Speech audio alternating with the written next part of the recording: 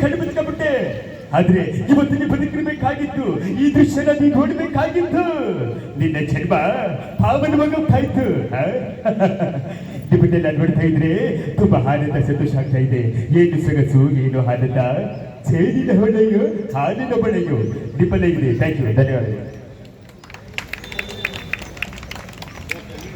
ಅದೇ ರೀತಿ ಇನ್ನೊಬ್ಬ ನಟ, ಹಾಸ್ಯ ನಟ ಈ ವೇದಿಕೆ ಮೇಲೆ ಬಂದ್ರೆ ಯಾವ ತರ ಮಾತಾಡ್ತಾ ಇದ್ರೆ ಅಂತ.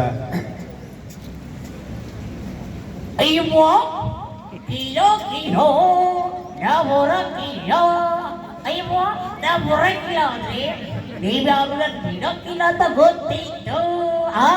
ಅಯ್ಯೋ 76ನೇ ಗಣರಾಜ್ಯೋತ್ಸವದ ದಿನಾಚರಣೆಯ ಶುಭಾಶಯಗಳು. ಅಯ್ಯೋ ಕಿಲೋ ಕಿಲೋ ಧನ್ಯವಾದಗಳು. ಈಗ ಅದೇ ರೀತಿ ಇದು NS ರಾವ್ ಅವರು ಮಾತಾಡಿದ್ದು. ಈಗ ನಾ ಮಾತಾಡಿದ್ರೆ ಯಾರು ಮಾತಾಡಿದ್ರು ಅಂತ ನೀವೇ ಹೇಳ್ಬೇಕು. ಲೇ ನಿಮ್ಮನ್ ಹೊಳಗಡೆ ರೋದಿ ಅಂತದ, ಲೇ ನಿಮ್ಮನ್ ಶಗಣನ ಹೊಳ ಅದೇನಂತಾರಲ್ಲ, ಸುಮ್ಮನೆ ಇದ್ದೀವಿಂದ ಯಾವೆಲ್ಲ ಮಾತಾಡ್ದವ ಅವೆಲ್ಲ ಶಗಣನ ಹುಳನ. ಅದೇನಂತಾರಲ್ಲ, ನಾಗಪ್ಪ ತನ್ನ ಬಾಡಿಗೆದಾರ ಹೊಂಟಿದ್ರ ಶಗಣ್ಯಾಗ ಕುಂತು ಹುಳ ಅಂತಿದ್ದಂತ.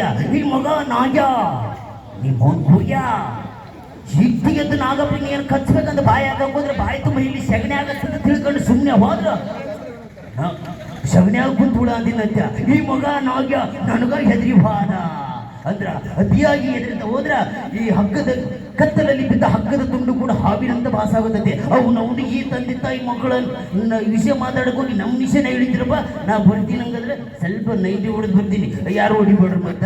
ಥ್ಯಾಂಕ್ ಯು, ಧನ್ಯವಾದಗಳು.